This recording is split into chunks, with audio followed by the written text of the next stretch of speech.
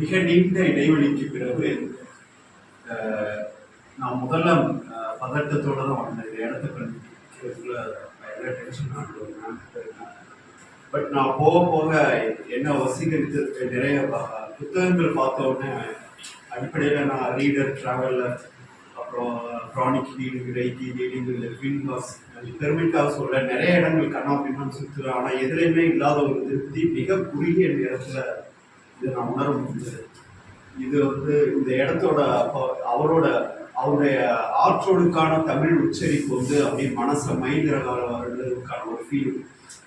உனக்கு நீயே ஒளியாவாயின்னு ஒரு புத்தரோட நிறைய, அப்புறம் நல்லது ஒரு வீடை செய்து அதை நலம்பெறும், இது எல்லாமே நிறைய பொதுவாக எனக்கு தாட் ப்ராசஸ் ஓடிட்டே இருக்கும். ஆனால் சில இடங்கள்ல நெக்குருகி நான் நிறைய இடங்கள்ல அழுதேன்.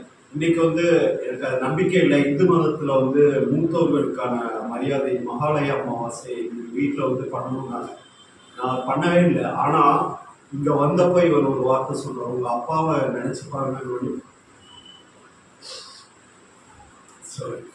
ரொம்ப எமோஷ்னலாக இருக்கிற சில இடங்கள்ல அப்படியே எங்க மீறி அழுது. எங்க அப்பா இறந்துட்டாரு. அவர் இந்த திருமணம் பண்ண ரொம்ப ஆசைப்பட்டார். ஆனால் நேரிலே என்ன அப்படியே ஆசீர்வதிச்சு அதை உணர்வுபூர்வமாக 100% இந்த ஆற்றலை நான் உணர்ந்தேன்.